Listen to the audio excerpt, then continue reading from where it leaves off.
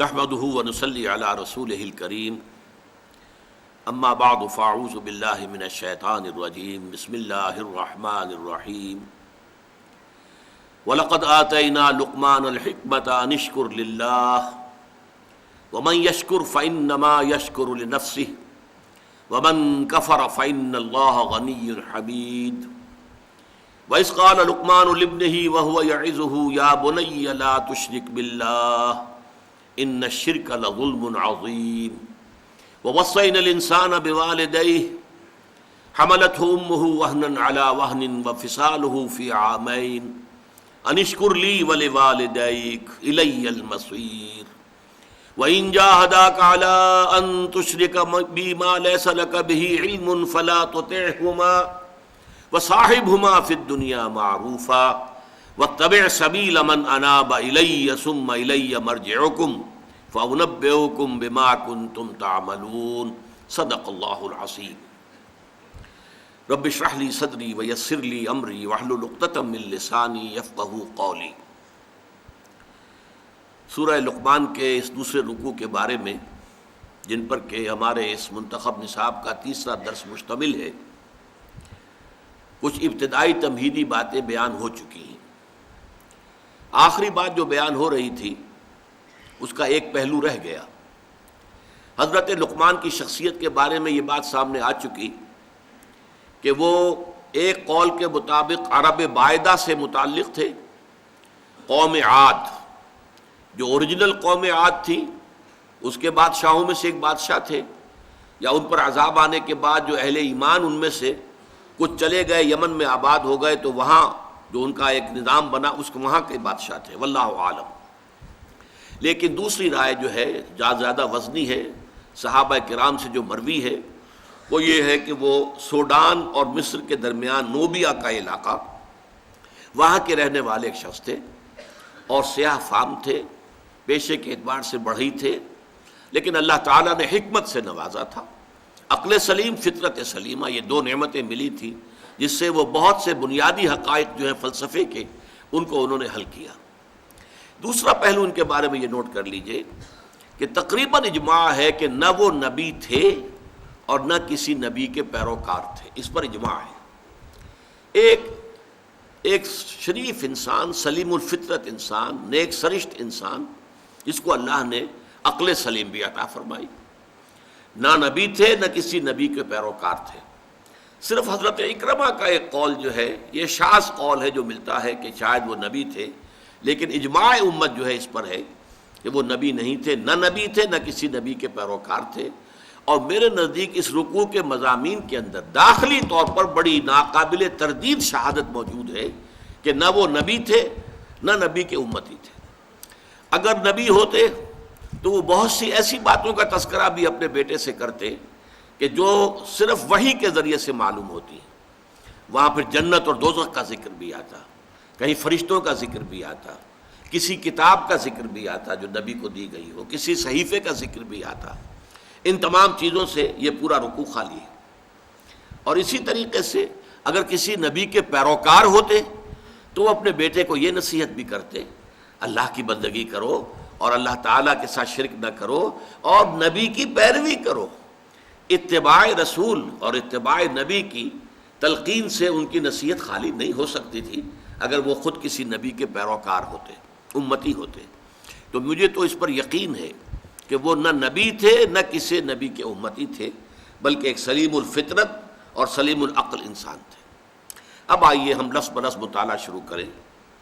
وَلَقَدْ آتَيْنَا لُقْمَانَ الْحِكْمَةَ أَنِ اشْكُرْ لِلَّهِ، اور ہم نے لقمان کو دانائی اور حکمت عطا کی کہ کر شکر اللہ کا۔ حکمت کے موضوع پر کچھ گفتگو ہو چکی ہے کہ حکمت کسے کہتے ہیں۔ جب انسان کی عقل سلیم فطرت سلیمہ کی روشنی اور رہنمائی میں سفر کرتی ہے، فلسفیانہ سفر، تو اس سے جو حاصل ہوتا ہے وہ حکمت ہے۔ شکر کسے کہتے ہیں؟ شکر اصل میں ایک جذبہ ہے کہ جو کسی کے ساتھ اگر کسی نے خیر کیا ہو، بھلائی کی ہو، احسان کیا ہو، کسی تکلیف سے اس کو بچایا ہو، چھٹکارا دلایا ہو، تو ایک جذبہ پیدا ہوتا ہے انسان کے قلب کی گہرائی سے۔ اب اسے ہم جذبہ تشکر کہیں گے، جذبہ امتنان کہیں گے. یہ قلب کی گہرائی سے ابھرتا ہے اور پھر زبان پر بھی آتا ہے. آپ کا شکریہ، میں آپ کا شکریہ ادا کرتا ہوں. یہ شکر جو ہے در حقیقت یہ فطرت کی صحت کی علامت ہے. اگر فطرت صحیح ہے تو شکر لازماً ہوگا، اور اگر شکر نہیں ہے تو معلوم ہوا کہ فطرت مسخ ہو چکی ہے. آپ کے ساتھ کسی نے بھلائی کی اور آپ کے اندر یہ جذبہ بھی پیدا نہیں ہوا. یہ تو حیوانات تک کے اندر ہے. آپ کسی پیاسے جانور کے سامنے پانی رکھیے، کوئی بکری ہو، کوئی اور ہو، کوئی گائے ہو، پیاسا ہو، بندھا ہوا ہے، وہ تو ادھر ادھر دوڑ کر اپنی پیاس پوری نہیں کر سکتا. بالٹی میں پانی رکھ دیجیے، وہ پی کر پھر وہ آنکھیں اٹھا کر آپ کو دیکھے گا. وہ جانور تو اس کی آنکھوں کے اندر سے آپ کو جذبہ تشکر چھلکتا ہوا نظر آئے گا. اسی معنی میں عجیب بات یہ ہے، عین کہتے ہیں آنکھ کو، اور عین کہتے ہیں چشمے کو بھی. عرب کہتے تھے عین شکرا، وہ چشمہ جس میں سے پانی خود بخود ابل رہا ہو، نکل رہا ہو نیچے سے، زمین سے ابلتا ہو، عین شکرا. اور دابۃ شکور کہتے تھے ایسے حیوان کو. آپ کے ہاں کو گائے ہے، بھینس سے بندھی ہوئی ہے، آپ اس کی ٹہل سیوا کر رہے ہیں، اچھی خوراک دے رہے ہیں، غذا دے رہے ہیں، نہلاتے بھی ہیں گائے بھینس کو، تو پھر اس کا ظہور اس کے بدن پر ہونا چاہیے، اس میں فربہی آنی چاہیے. تو اس کو کہیں گے دابۃ شکور. یہ شکر گزار جانور ہے کہ اس کے ساتھ جو بھلائی ہو رہی ہے، جو خیر ہو رہا ہے، اس کے نتائج اس پر ظاہر ہو رہے ہیں. تو یہ فطرت کی در حقیقت صحت کی علامت ہے. پرانی کہانی آپ نے بھی بچپن میں پڑھی ہوگی کہ ایک غلام کہیں بھاگا ہوا تھا اور اسے راستے میں ایک جگہ اس نے دیکھا ایک شیر پڑا ہوا کراہ رہا ہے، اور اس کو شدید تکلیف تھی. اس کے پاؤں میں ایک کانٹا چبھا ہوا تھا. ظاہر بات ہے شیر نہیں نکال سکتا تھا اس کو. اس غلام نے اس کا کانٹا نکال دیا. اس شیر نے صرف اسے سونگھا اور چلا گیا. اس کے بعد وہ غلام پکڑا گیا، اور جیسے کہ ہوتا تھا رومن اور گریک دور میں کہ بھاگا ہوا غلام جب پکڑا جاتا تھا تو پھر شیروں سے پھڑواتے تھے اس کو. ان کے جو بڑے وہ ہوتے تھے، یہ اسٹیڈیمز بنے ہوئے ہوتے تھے، اس میں آ کر جو ہے اس غلام کو چھوڑ دیا، اور پھر بھوکا شیر جو ہے وہ پنجرے میں سے نکالا تاکہ وہ اس کو بھموڑے اور ختم کرے. تو اس نوجوان کو، اس غلام کو بھی پھینکا گیا. اس کے بعد جو شیر کا پنجرا کھولا تو شیر آیا، اس نے سونگا اور اس کو چھوڑ کر علیحدہ بیٹھ گیا. لوگ حیران ہوئے. معلوم ہوا یہ وہی شیر تھا کہ جس کے پاؤں سے کانٹا نکالا تھا اس غلام نے، جبکہ وہ بھاگا پھر رہا تھا، چھپتا پھر رہا تھا جنگلوں میں. بہرحال یہ شے سمجھ لیجئے کہ شکر جو ہے در حقیقت یہ فطرت کی صحت کی علامت ہے. یہاں تک فرمایا حضور نے من لم یشکر الناس لا یشکر اللہ. یہ شکر ایسی شے ہے جو انسانوں کا شکر گزار نہیں ہے، وہ کبھی اللہ کا شکر گزار بھی نہیں ہو سکتا. فطرت مسخ ہو چکی ہے. کسی نے آپ کے ساتھ بھلائی کی اور آپ کے اندر سے وہ جذبہ تشکر ابھرا ہی نہیں، معلوم ہوا فطرت کے سوتے خشک ہو چکے ہیں. وہ کنواں جس کے اندر لانے والے پانی کے سوتے خشک ہو چکے ہیں، پانی کہاں رہے گا اس میں؟ تو خالی کنواں ہے. تو تمہاری بھی فطرت جو ہے خالی ہو چکی ہے، اور تمہارے اندر وہ جو جذبہ تشکر موجود نہیں ہے، تو گویا کہ فطرت کے سوتے خشک ہو چکے. اب اصل بات کیا ہے اس فطرت کے بعد؟ اصل منعم کو پہچاننا. اب دیکھیے اس کو بھی ذرا غور سے سنیے میری بات کو. بچپن میں ہر بچہ یہ سمجھتا ہے کہ میرے حفاظت کرنے والے، میری ضروریات پوری کرنے والے، میری تکلیف پر تڑپ اٹھنے والے میرے والدین ہیں. اس سے آگے کا اسے بھی پتہ نہیں ہے، احساس نہیں ہے. لہذا جذبہ شکر جو ہے وہ والدین کی ذات کے ساتھ مرتکز ہو جاتا ہے. اس سے ذرا آگے بڑھا، معلوم نہیں میرا کنبہ ہے، میرے چچا ہیں، میرے ماموں ہیں، میرے فلاں ہیں، میرے قرب قبیلے کے لوگ ہیں، میری قوم ہے، میرا وطن ہے. یہ سب در حقیقت میرے محافظ بھی ہیں، میرے مددگار بھی ہیں، اور میری ضرورتیں پوری کرتے ہیں. یہ جذبہ تشکر اب پھیل رہا ہے والدین سے، اپنے خاندان، قبیلے، قوم. اس کے بعد محسوس ہوتا ہے، یہ سائنس کی انتہا ہے، کہ یہ سارے عناصر فطرت مجھے پال رہے ہیں. سورج کی حرارت نہ ہو تو فصلیں کیسے پکیں؟ سورج کی حرارت نہ ہو تو یہ ہوا، یہ بادل کیسے اٹھے؟ سمندروں سے بخارات. ہوائیں نہ چلیں تو یہ کیسے جو ہے بادل یہاں تک آئیں اور بارش برسے اور پھر میرے لیے گندم جو ہے وہ پیدا ہو. تو کائنات پوری مجھے پال رہی ہے. اور اس میں سب سے بڑی شے جو ہے، یہ سائنس کا یوں سمجھ لیجیے کمال ہے، سب سے بڑی شے سورج ہے. اس لیے کہ یہ بھی کہنا ہے کہ زمین سورج ہی سے ٹوٹا ہوا ایک ٹکڑا ہے، اسی سے سپلنٹر ایک علیحدہ ہوا اور اس کے گرد گھومنا شروع کر دیا. واللہ عالم، یہ علیحدہ بحث ہے، یہ کاسمولوجی کی بحث ہے. لیکن یہ ہے کہ بہرحال ہم جانتے ہیں یہ شکر کا جذبہ پھر آ کر مرتکز ہوتا ہے یہ تمام مظاہر فطرت کے اوپر. اب اس کے بعد صرف ایک چھلانگ لگانے کی ضرورت ہے، وہ چھلانگ جو حضرت ابراہیم نے لگائی تھی. سورہ انعام میں ذکر ہے، انہوں نے ایک تارے کو دیکھا تو کہا اچھا شاید یہ میرا رب ہے. جب وہ ڈوب گیا، غروب ہو گیا، تو نہیں میں تو غروب ہونے والے کو تو رب نہیں مان سکتا. پھر چاند کو دیکھا، وہ بڑا روشن تھا، بہت بڑا تھا، اچھا یہ رب ہے. جب وہ بھی ڈوب گیا، کہا نہیں اگر میرے رب نے مجھے ہدایت نہ دی. پھر دیکھا سورج کو، ھذا اکبر ھذا ربی ھذا اکبر.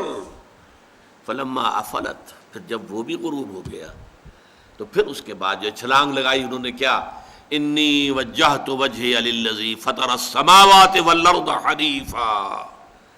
میں نے اب اپنا رخ کر لیا ہے، اپنا چہرہ کر لیا ہے رخ پر اس ذات کے جس نے آسمانوں اور زمین کو پیدا کیا ہے، جو سورج اور چاند اور ستاروں کا پیدا کرنے والا ہے. حنیفاً، یکسو ہو کر. وما انا من المشرکین، اور میں ہرگز مشرکوں میں سے نہیں ہوں. یہ ہے عقل کی آخری چھلانگ. سورج بھی ایک نظام میں جکڑا ہوا ہے، کسی اور نے اس کا نظام بنایا ہے، اس کی حیثیت کچھ ہے ہی نہیں. اس پوری کائنات کی وسعت اور پہنائی میں یہ جو خورشید منور ہے یہ کیا ہے؟ یہ ایک ذرے کے مانند ہے، پوری کائنات کی ہے. Billions and billions of galaxies, اور ہر گیلیکسیز میں بلینز اور بلینز آف سٹارز. اندازہ تو کیجئے اس کی وسعت کا کوئی تصور ممکن ہے؟ انسان کو چکر آتا ہے. یہ تمام جو ہے اعداد و شمار جو یہ آتے ہیں ہمارے سامنے ایسٹرونومی میں، چکر آتا ہے. سورج کی کیا حیثیت ہے؟ ہاں ایک ہستی ہے کہ جس نے ان سب کو جکڑا ہوا ہے، جس کے نظام میں ہے، جس کے قانون کے اندر یہ جکڑے ہوئے ہیں. بے حسبان، یہ ایک حساب کے ساتھ چل رہے ہیں اور حساب کسی نے معین کیا ہوا ہے. یہ ہے در حقیقت عقل کا کام. یعنی فطرت کی سلامتی، جذبہ تشکر. شکر کس کا؟ سب سے بڑی بات اللہ کا شکر. ایک بات اور نوٹ کر لیجئے، یہی جذبہ تشکر ہے جو پھر عبادت کی شکل اختیار کرتا ہے. دیکھیے شکر، آپ کے ساتھ کسی نے بھلائی کی، آپ کی فطرت کا تقاضا نمبر ایک یہ کہ اس کا شکریہ ادا کریں. نمبر دو یہ کہ آپ بھی کوشش کریں کہ کوئی میں بھی اس کی خدمت کروں، کو میں اس کو بدلہ دوں. هل جزاء الاحسان الا الاحسان، بھلائی کا بدلہ سوائے بھلائی کے اور کیا ہو سکتا ہے؟ لیکن فرض کیجئے کہ وہ ہستی اتنی بلند و بالا ہو، والدین کی آپ کچھ نہ کچھ خدمت کر کے کچھ کسی درجے میں، جو انہوں نے بچپن میں پالا پوسا تھا، کسی درجے میں آپ اس کا جواب، اس کا بدلہ دے سکتے ہیں. بڑھاپے میں یہ ہے کہ انہیں فلا تقل لہما اف ولا تنہرہما، انہیں اف تک نہ کہا جائے، انہیں جھڑکا نہ جائے، ان کی اطاعت کی جائے، ان کی فرما برداری کی جائے. ہاں ناحق بات میں ان کی بات نہیں ماننی ہے، شرک پہ مجبور کریں تو ان کو نہیں ماننا، ان کے حکم کو، لیکن باقی یہ اور چیزوں کے اندر ماننا ہے. تو یہ سارا معاملہ یہ کسی نہ کسی درجے میں آپ نے اسے بدلہ دے دیا اور جو بھی ہے. لیکن جہاں کہیں ایسی ہستی کا شکر ہے کہ جسے آپ کو بدلہ دے نہیں سکتے، سورج کو کیا بدلہ دیں گے، وہاں یہی جذبہ تشکر جو ہے جذبہ عبادت میں ڈھل جاتا ہے. ہاتھ جوڑ کے کھڑے ہو گئے سورج کے سامنے، ڈنڈوت کر رہے ہیں، سجدہ کر رہے ہیں. یہ کیا ہے، کیوں ہے؟ یہ وہی جذبہ تشکر ہے کہ اس سورج ہی سے ہمارا سارا نظام چل رہا ہے، میرا پورا وجود یہ در حقیقت اسی کے ذریعے سے اس کی ساری ضرورتیں اور سارے تقاضے پورے ہو رہے ہیں. یہی جذبہ تشکر ہے جو جذبہ عبادت کی شکل اختیار کرتا ہے. اور جب جذبہ تشکر صحیح جگہ جا کر لگ گیا، یعنی جیسے کہ میں مثال بارہا دیتا رہا ہوں کہ اگر آپ کو کسی اونچی فصیل پر چڑھنا ہے اور آپ کے پاس جو ہے وہ ایک کمند ہے، تو پہلے کمند کو آپ پھینکیں گے اونچا، آپ کے بازو میں طاقت ہونی چاہیے. اگر بازو میں طاقت ہی نہیں ہے تو کمند کہیں قریب ہی جا کے اٹک گئی تو جہاں تک وہ اٹکی ہے وہیں تک چڑھ سکتے ہیں نا، اس سے آگے تو نہیں جا سکتے. تو کمند کو پہنچانا ہے پہلے اونچائی تک. اب دیکھیے اس کو اقبال نے کہا ہے، یزداں بکمند آور اے ہمت مردانہ، تمہاری کمند یزداں کے ساتھ جا کر جڑے، اللہ کو پہچانو. تمہاری عقل کا جو ہے در حقیقت امتحان یہ ہے کہ اصل منعم حقیقی، اصل محسن حقیقی، اس کے انعامات، اس کے احسانات، اس نے تمہیں پیدا کیا، تمہاری ضرورت کی چیزیں پیدا کی. ان تعدوا نعمت اللہ لا تحصوها، اگر تم اللہ کی نعمتوں کو گننا چاہو کبھی احسان نہیں کر سکتے، کبھی ان کی گنتی نہیں کر سکتے. اس کے لیے تمہارا جذبہ شکر جو ہے وہ ڈھل جانا چاہیے جذبہ عبادت میں. اور یہاں اس رکوع کے اعتبار سے اس کے جو سب سے بڑا مظہر ہے وہ اب آ رہا ہے. وَإِذْ وَلَقَدْ آتَيْنَا لُقْمَانَ الْحِكْمَةَ أَنِ اشْكُرْ لِلَّهِ، أَنِ اشْكُرْ لِلَّهِ، گویا کہ حکمت کا تقاضا یہ کہ شکر کا جذبہ اللہ تعالیٰ کی ذات کے ساتھ وابستہ ہو جائے. وَمَنْ يَشْكُرْ فَإِنَّمَا يَشْكُرُ لِنَفْسِهِ، اور جو کوئی شکر کرتا ہے وہ اپنے بھلے کو کرتا ہے. اللہ کا کوئی کام نہیں بنتا اس سے، اللہ کی کوئی ضرورت پوری نہیں ہوتی. وہ ضرورت سے مبرہ ہے، منزہ ہے، اعلیٰ ہے، عرفہ ہے، اس کی کوئی ضرورت نہیں، احتیاج ہے ہی نہیں، وہ محتاج نہیں ہے، وہ تو غنی ہے. تو اس لیے فرمایا من یشکر فانما یشکر لنفسی. لنفسی سے مراد کیا ہے؟ اگر آپ کے اندر جذبہ شکر ہے اور وہ جذبہ تشکر جا کر ذات باری تعالیٰ کے ساتھ منسلک اور ملحق بھی ہو گیا ہے، اب آپ کی شخصیت کا ترفع ہوگا، شخصیت ابھرے گی، شخصیت اپچے گی، شخصیت کی ترقی ہوگی، شخصیت میں ترفع پیدا ہوگا، بلندی آئے گی. تعمیر سیرت جسے کہتے ہیں، جسے اقبال تعمیر خودی کہتا ہے. صحیح معنی میں واقعتاً آپ ایک ایسے انسان بن سکیں گے کہ جن کے بارے میں قرآن نے کہا ہے کہ وَلَقَدْ خَلَقْنَا الْإِنسَانَ فِي أَحْسَنِ تَقْوِيمٍ، ہم نے انسان کو بہترین حساب پر پیدا کیا.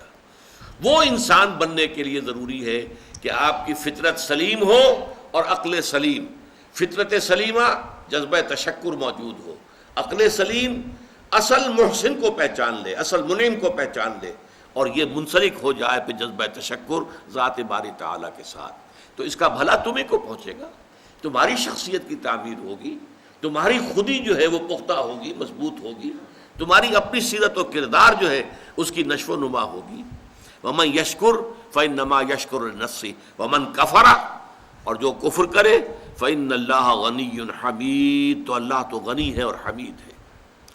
کفر کے بھی لفظی معنی پہچان لیجئے. کفر کے لفظی معنی دبا دینا، چھپا دینا. اسی سے کفارہ بنا ہے. کفارہ، آپ سے گناہ ہو گیا ہے تو گناہ کا کفارہ ہے تاکہ گناہ جو ہے دب جائے، چھپ جائے، ختم ہو جائے، محو ہو جائے، گناہ کا اثر آپ کے نامہ اعمال میں باقی نہ رہے. کفارہ. تو اسی طریقے سے کہتے ہیں کہ جو کسان ہے عجب الکفار نباتہ ثم یہیج فتراہ مصفرا، سورہ حدید میں کسانوں کو کہا گیا کہ یہ کفار ہیں. کس معنی میں؟ کہ وہ دانہ جو ہے زمین میں چھپا دیتے ہیں تاکہ اس سے زمین سے پھر پودا نکلتا ہے. تو فطرت انسانی کے اندر سے ابھرنے والا جذبہ تشکر آپ نے دبا دیا، تو یہ کفر ہے، کفران نعمت. قرآن مجید میں لفظ کفر یا شکر کے مقابلے میں آتا ہے، جیسے یہاں آیا وَمَنْ يَشْكُرْ فَإِنَّمَا يَشْكُرُ لِنَفْسِهِ، جو کوئی شکر کرتا ہے وہ اپنے بھلے کے لیے کرتا ہے. وَمَنْ كَفَرَ فَإِنَّ اللَّهَ غَنِيٌّ حَمِيدٌ، اور جو کفر کرے گا، کفران نعمت کرے گا، تو اللہ تعالیٰ تو غنی اور حمید ہے. یا پھر کفر ایمان کے مقابلے میں آئے گا، کفر اسلام کے مقابلے میں آئے گا. دل میں ابو جہل بھی مانتا تھا کہ محمد حق پر ہے، لیکن اس حقیقت کو، دل کی اس صداقت، دل کی گواہی کو دبا رہا ہے، چھپا رہا ہے، دبا رہا ہے اپنے تعصب کی وجہ سے.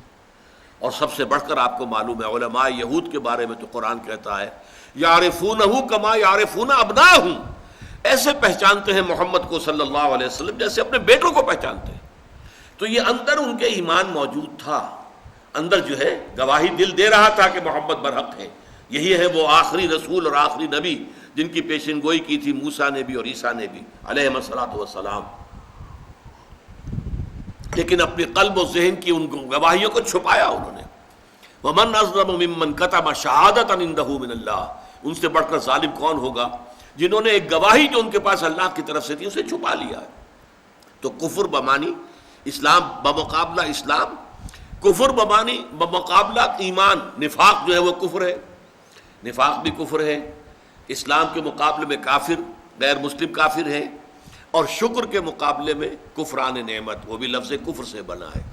اسی میں آیا ہے لئن شکرتم لازیدنکم ولئن کفرتم ان عذابی لشدید، اگر تم شکر کرو گے تو ہم اور دیں گے، اور بڑھا کر دیں گے، لیکن اگر تم نے کفران نعمت کی روش اختیار کی تو پھر ہمارا عذاب بھی بہت سخت ہے۔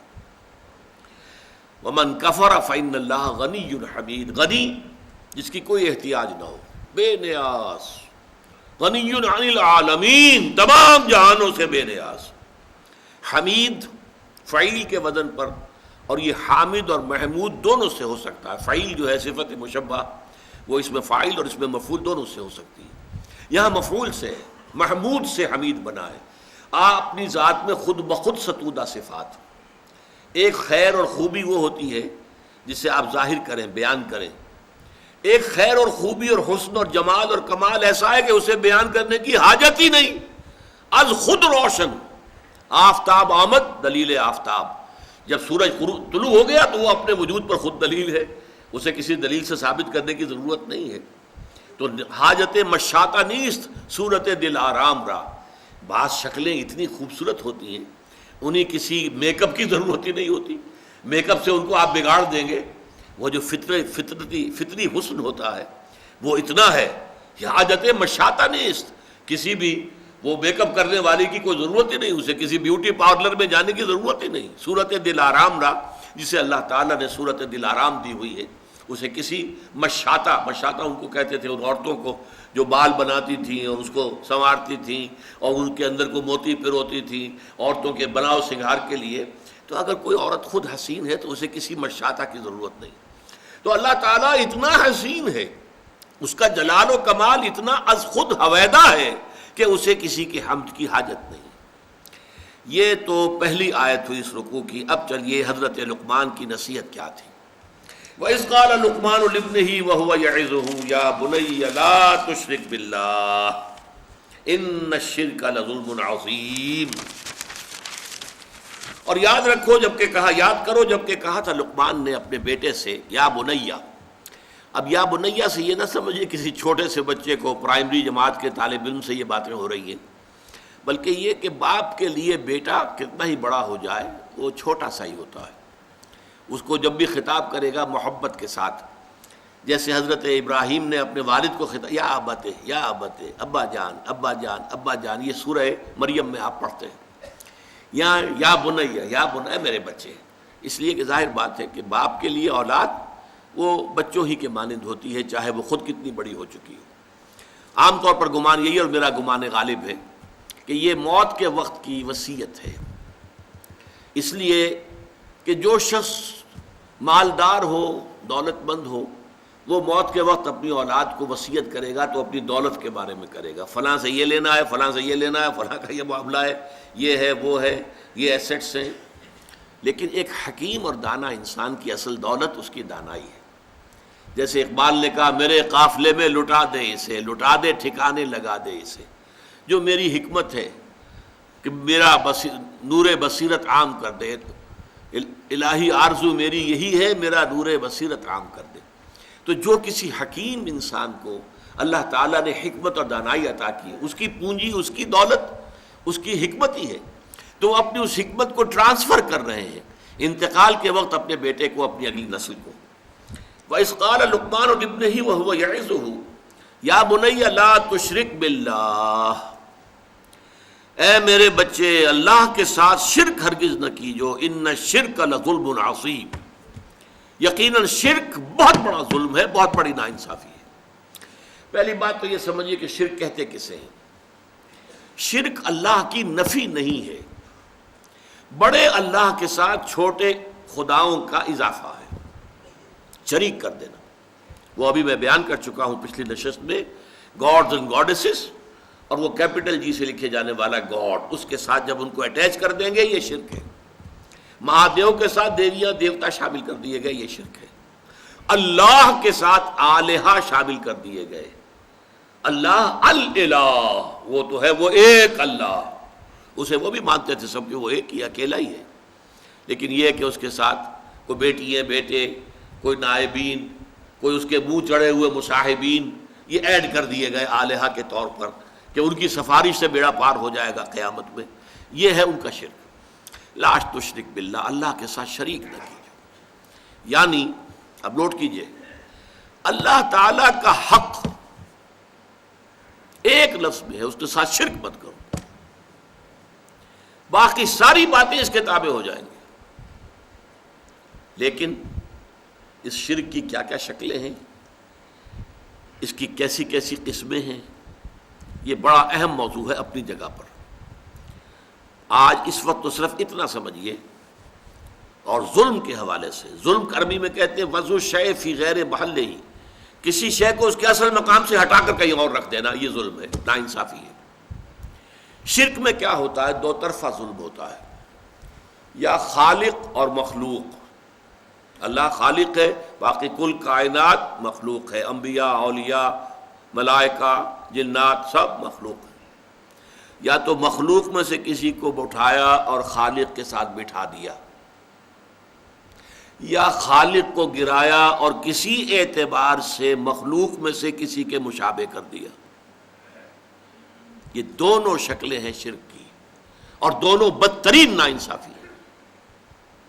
خالق کو گرا کر مخلوق کے صف میں لے آنا، یا مخلوق میں سے کسی کو اٹھا کر خالق کے ہم پلہ بنا دینا، ضد، ند، مثال، مثیل اگر اس کے برابر کر دیا جائے، لا ضد لہ ولا ند لہ ولا مثل لہ ولا مثال لہ ولا مثیل لہ، قل هو اللہ احد اللہ الصمد لم یلد ولم یولد ولم یکن لہ کفوا احد۔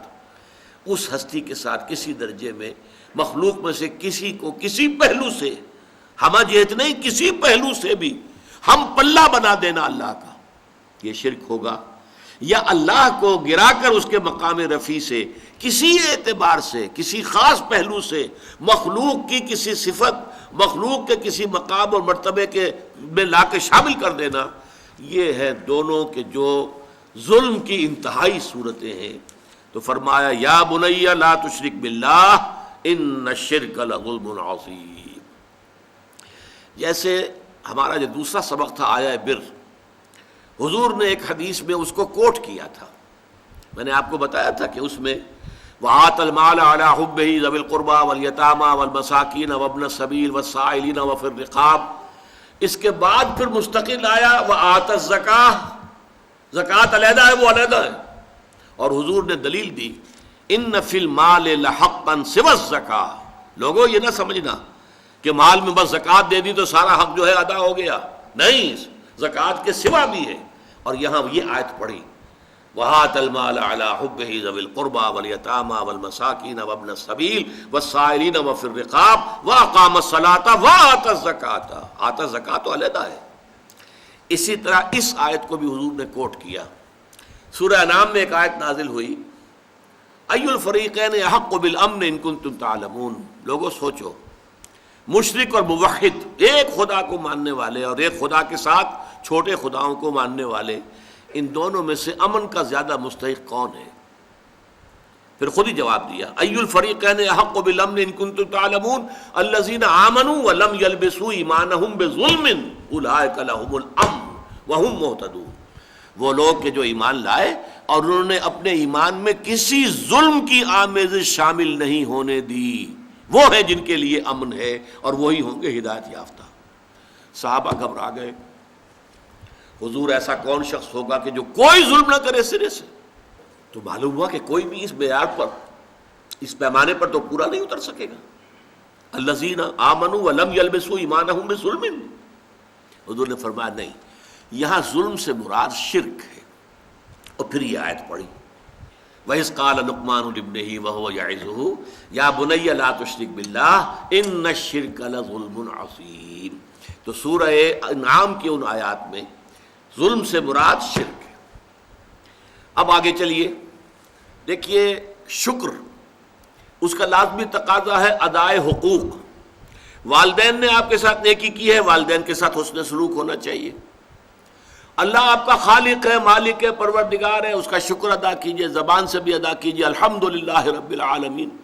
اور پھر یہ ہے کہ اس کے شکر کی، اس کا جو حق ادا کرنا ہے، اس کی نعمتوں کا صحیح اس کی مرضی کے مطابق استعمال کر کے حق ادا کیجئے۔ تو ادائے حقوق میں اللہ کا تو حق ایک آ گیا، اور وہ بہت ہے، ہاتھی کے پاؤں میں سب کے پاؤں۔ شرک مت کرو۔ البتہ اس کی اصل حقیقت جو ہے، گمبھیرتا جو ہے اس کی، وہ آپ پر واضح ہوگی جب میں مستقل جو ہے 2 نشستوں میں اس مضمون کو بیان کروں گا۔ ابھی یہ ہم سبق جو ہے مکمل کر لیں، لیکن اس کے بعد تفصیل سے گفتگو ہوگی کہ شرک کی اقسام کیا ہیں، ورنہ یہ کہ ہم سمجھتے ہیں کہ ہم تو شرک سے پاک ہیں، لیکن نہ معلوم کیسے کیسے شرک جو ہیں، اگرچہ بت ہے جماعت کی آستینوں میں، مجھے ہے حکم ازاں لا الہ الا اللہ، اور تیرا دل تو ہے صنم آشنا، تجھے کیا ملے گا نماز میں؟ تو دلوں کے اندر اگر بت خانے آباد ہوں تو آدمی جو ہے وہ اپنے آپ کو سمجھ بیٹھتا ہے میں موحد ہوں، تو وہ تو موضوع ایک علیحدہ ہے۔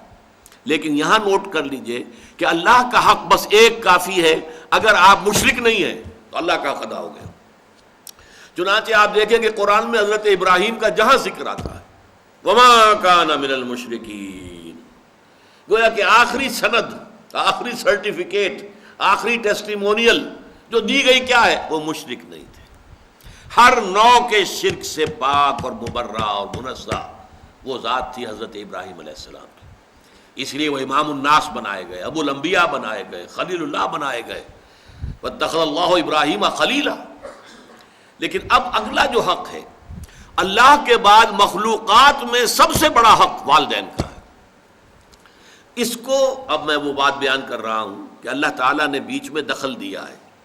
حضرت لقمان کی نصائح کی ابھی ایک ہی آیت آئی ہے، اس کے بعد اللہ نے فرمایا وَوَصَّيْنَا الْإِنسَانَ بِوَالِدَيْهِ، یہاں اللہ کا کلام شروع ہو گیا، اس لیے کہ حضرت لقمان سلیم الفطرت انسان، ان کو یہ بات زیب نہیں دیتی تھی کہ اپنے بیٹے سے اپنے حقوق بیان کریں۔ اللہ تعالیٰ کا معاملہ تو یہ ہے واللہ لا یستحیی من الحق، لیکن انسانوں کو جیسا کہ سورہ احزاب میں بھی آیا ہے، حضور کو بھی بعض اوقات صحابہ کے طرز عمل سے تکلیف ہوتی تھی، لیکن یہ کہ قرآن مجید میں آیا ہے کہ وہ تم سے حیا کی وجہ سے تم سے کہتے نہیں ہیں، تم کھانا کھانے کے بعد بیٹھے رہتے ہو وہاں پہ، ان سے انہیں تکلیف ہوتی ہے، ان کے معمولات میں خلل پیدا ہوتا ہے، لیکن یہ کہ اللہ تعالیٰ کو حق کے کہنے میں کوئی باک نہیں ہے۔ تو یہاں اللہ نے گویا کہ اس خلا کو مکمل کیا ہے کہ اللہ کے حقوق وہ تو ایک لفظ میں آ گئے لا تشرک باللہ، لیکن یہ کہ اللہ کے بعد سب سے بڑا حق انسانوں کے اوپر والدین کا ہے، اس لیے کہ اصل کریٹر وہ ہے، اصل سسٹینر وہ ہے، لیکن ذریعہ تخلیق والدین بنے ہیں۔ والدین کے نطفے ہی سے تو والدہ کے رحم کے اندر آپ کی زندگی کا، آپ کے وجود کا آغاز ہوا ہے، پھر والدہ نے آپ کو اپنے خون سے، آپ نے اس کا خون چوسا ہے، ایک بہت بڑی جونگ کی طرح جو ہے پیٹ کے اندر وہ بچہ جو ہے ماں کا خون چوس رہا ہے اور اسی سے پل بڑھ رہا ہے، پھر یہ کہ 9 مہینے تک اس نے اپنے پیٹ میں رکھا ہے، پھر جو وضع حمل ہوا ہے کس قدر تکلیف اور شدت کی کیفیت کے ساتھ ہوا ہے، پھر اس نے اپنے خون ہی کی توانائی ہے جو دودھ کی شکل میں تمہاری غذا کے طور پر تمہیں پلائی ہے، تو ان کا حق جو ہے تمام انسانوں میں فائق، جملہ مخلوقات میں فائق تر حق ہے والدین کا۔ وَوَصَّيْنَا الْإِنسَانَ بِوَالِدَيْهِ، اور ہم نے والدین کے بارے میں انسان کو وصیت کی۔ یہ وصیت در حقیقت فطرت انسانی کے اندر موجود ہے، والدین کے ساتھ یہ حسن سلوک فطرت انسانی کے اندر موجود ہے۔ وہ شکر کا جذبہ جو ہے، میں نے تو آپ سے عرض کیا، سب سے پہلے تو والدین ہی سے منسلک ہوتا ہے، والدین ہی اس کے پروٹیکٹر ہیں۔ بچے کو کئی کسی طرف سے خوف ہوتا ہے، بھاگتا ہے دوڑ کر ماں کی چھاتی سے چپٹ جاتا ہے، گود میں داخل ہو گیا، وہ سمجھتا ہے کہ میں تو قلعے کے اندر آ گیا، چاہے یہ کہ کوئی درندہ صفت، کوئی سکھ ہے، کوئی اور ہے، کوئی یہودی ہے، وہ اس بچے کو کھینچتا ہے ماں کی گود میں سے اٹھا کر اور اچھالتا ہے اور کسی نیزے کے اندر پرو دیتا ہے، یہ دوسری بات ہے، لیکن بچہ اپنی ماں کی گود میں پہنچ کر یہ سمجھتا ہے کہ میں تو قلعے کے اندر آ گیا ہوں، محفوظ ہو گیا ہوں، لہذا اس کا جذبہ تشکر پورا والدین کی ذات کے ساتھ اس کو برقرار رہنا چاہیے، یہ جذبہ تشکر۔ اور اس میں خاص طور پر یہی وجہ ہے، قرآن مجید میں آپ دیکھیں گے کہ یہ 4-5 مقامات ایسے ہیں، سورہ بقرہ میں بھی ہے، سورہ نساء میں بھی ہے، سورہ انعام میں ہے، سورہ بنی اسرائیل میں ہے، کہ والدین کا حق اللہ کے حق کے فوراً بعد وَقَضَىٰ رَبُّكَ أَلَّا تَعْبُدُوا إِلَّا إِيَّاهُ وَبِالْوَالِدَيْنِ إِحْسَانًا، اور تیرے رب نے فیصلہ کر دیا ہے کہ تم نہیں بندگی کرو گے، پرستش کرو گے کسی کی سوائے اللہ کے، اور والدین کے ساتھ نیک سلوک، یعنی اللہ کے ذکر کے فوراً ساتھ جڑا ہوا، جیسے یہاں ہے انشکر لی ولوالدیک، شکر کرو میرا۔ دیکھیے اللہ کو اپنا حق جتانے میں کوئی حیا نہیں ہے، کوئی شرم نہیں ہے، اللہ نے اپنا حق کرو میرا شکر۔ انشکر لی، کریٹر میں ہوں، تمہاری ماں کے دل میں ممتا میں نے ڈالی ہے، تمہارے باپ کی شفقت جو ہے وہ جو اس کے دل میں تھی تمہارے لیے وہ میں نے پیدا کی تھی. تو اصل کریٹر اور سسٹینر تو میں ہوں. میرا شکر. اور یہاں پہلے اپنے شکر کا ذکر کیا، حالانکہ یہاں ذکر ہو رہا ہے والدین کا. وَوَصَّيْنَا الْإِنسَانَ بِوَالِدَيْهِ، ہم نے وصیت کی انسان کو والدین کے بارے میں، لیکن اس کا اختتام جو ہو رہا ہے ان اشکر لی، شکر کرو میرا، وَلِوَالِدَيْكَ، اور اپنے والدین کا. اِلَيَّ الْمَصِيرُ، بالآخر تو میری ہی طرف لوٹ کر آ جانا ہے. تم بھی آ جاؤ گے، تمہارے والدین بھی آ جائیں گے. لیکن یہاں نوٹ کیجئے والدین میں سے والدہ کے حق کو فائق قرار دیا گیا. حملتہ امہ وہنا علی وہن، اسے اٹھائے رکھا اس کی ماں نے کمزوری پر کمزوری جھیل کر. ظاہر بات ہے نقاہت ہوتی ہے عورت کے اندر، جیسا کہ میں نے ابھی عرض کیا تھا، ایک جوک ہے جو اس کا خون چوس رہی ہے مسلسل. اس کو نقاہت ہو رہی ہے کہ نہیں ہو رہی؟ وہنن علی وہن، کمزوری پر کمزوری، ضعف پر ضعف جھیلتے ہوئے اس نے اسے اٹھائے رکھا. حملتہ امہ وہنا علی وہن وفصالہ فی عامین، اور پھر دودھ کا چھڑانا ہوا 2 سال میں. نارمل جو ہے رضاعت کا حق. آج کل تو بہرحال اب دوبارہ توجہ ہو رہی ہے، اور سائنسک جو ہے جو اکتشافات ہیں ان سے بھی، کہ یہ بریسٹ فیڈنگ جو ہے یہ بہت بہتر ہے. یہ باٹل فیڈنگ جو ہے یہ چاہے کتنا اچھے سے اچھا دودھ ہو، ماں کے دودھ کا بدل کوئی نہیں. وفصالہ فی عامین، اور اس کا دودھ چھڑانا 2 سالوں میں. انشکر لی، اسی لیے حدیث میں آتا ہے کہ ایک صحابی نے حضور سے پوچھا کہ حضور میرے حسن سلوک کا اولین مستحق کون ہے؟ آپ نے فرمایا تمہاری والدہ. انہوں نے پھر پوچھا ان کے بعد کون؟ پھر فرمایا تمہاری والدہ. پھر پوچھا ان کے بعد کون؟ پھر فرمایا تمہاری والدہ. 4تھی مرتبہ پوچھا پھر کون؟ تو فرمایا تمہارے والد. یعنی والد کے حقوق والدہ کے حقوق سے تہائی ہیں، یا یوں کہیے کہ والدہ کے حقوق والد کے حقوق سے 3 گنا ہیں. اور یہ بات اس لیے کہ واقعتاً جو مشقت ماں جھیلتی ہے باپ کی نہیں ہوتی. رات کو بھی ماں جاگتی ہے بالعموم، وہ باپ کو تو چاہتی ہے کہ سویا رہے، اسے کل جا کے کام کرنا ہے، مزدوری کرنی ہے یا کچھ اور کرنا ہے. بچہ رو رہا ہے تو وہ ماں جو ہے وہ اپنی نیند حرام کرے گی، کوشش کرے گی کہ باپ کی نیند میں خلل نہ آئے. یہ سارا جو ہے بوجھ جو ہے اٹھایا ہے ماں نے، جسمانی طور پر بھی، ذہنی طور پر بھی، نفسیاتی طور پر بھی. سب سے زیادہ جو عمل دخل ہے انسان کی پرورش میں وہ تو والدہ کا ہے. لہذا والدہ کے حقوق جو ہے، اور اس میں ذرا ایک توازن ہے. قانونی اعتبار سے اولاد والد کی ہے، اگر سیپریشن ہو جائے گی والد کو جائے گی. نام والد کا چلے گا، فلاں ابن فلاں، ماں کا نام نہیں چلے گا امریکہ کی طرح آج کل، اس لیے کہ وہاں تو باپ کا اکثر پتہ ہی نہیں ہوتا کہ باپ ہے کون. اکثر اولاد جو ہے وہ حرام زادی ہے، لہذا پتہ کیا کہ باپ کون ہے. بغیر کسی شادی کی اولادیں ہو رہی ہیں. We are living together, we are not married, we are living together. اور لیونگ ٹوگیدر میں بچے بھی ہو رہے ہیں. کوئی لیگل ان کے درمیان جو ہے وہ رشتہ نہیں ہے، وہ میاں بیوی نہیں ہے، only we are living together. بہرحال تو والدہ کے حقوق جو ہے، قانونی حق والد کا فائق ہے، لیکن اخلاقی حق والدہ کا بہت درجے فائق. الجنت تحت اقدام الامہات، جنت جو ہے وہ تو ماؤں کے پاؤں تلے ہے، یہی باپ کے پاؤں تلے نہیں کہا ہے. تو یہ بیلنس ہے. دنیاوی نظام چلانے کے لیے باپ کا معاملہ، وہ ہیڈ آف دی فیملی ہے، الرجال قوامون علی النساء. لیکن یہ ہے کہ جہاں تک اخلاق کا، حسن سلوک کا، ادب کا، لحاظ کا تعلق ہے، ماں کا حق 3 گنا فائق ہے. انشکر لی ولوالدیک الی المصیر. اب ایک سوال پیدا ہوتا ہے، ایک حق اللہ کا ہے کہ اس کے ساتھ شرک نہ کیا جائے، ایک حق والدین کا ہے کہ ان کے ساتھ ادب ہو، حسن سلوک ہو. اگر یہ 2 حق ٹکرا جائیں تو کیا کریں گے؟ کیا اگر والدین مجبور کریں شرک کرو؟ اور یہ مسئلہ بڑا پریکٹیکل مسئلہ تھا، یہ تھیوریٹیکل مسئلہ نہیں ہے. حضور پر جو نوجوان ایمان لے آئے تھے، والدین ان کے مشرک. اب والدین دباؤ ڈال رہے، تم اپنے آباء و اجداد کے دین کو چھوڑ کر کہاں چلے گئے ہو؟ گمراہ ہو گئے ہو، تم واپس آؤ. بعض کا معاملہ آتا ہے کہ ماں اکیلی تھی، باپ فوت ہو چکا تھا، اور ماں نے ہی پالا پوسا تھا سعد ابن ابی وقاص کو، اور ماں نے پھر مرن برت رکھ لیا، نہ کچھ کھاؤں گی نہ پیوں گی، اپنے آپ کو ہلاک کر لوں گی جب تک سعد اپنے باپ کے دین میں واپس نہیں آتا. یہ کیا کیا سعد نے؟ اپنے باپ کا دین چھوڑ بیٹھا. تو ایک بہت بڑا اشکال، بہت بڑا مسئلہ، بہت بڑا پرابلم لوگوں کے لیے پیدا ہو گیا. کیا کریں؟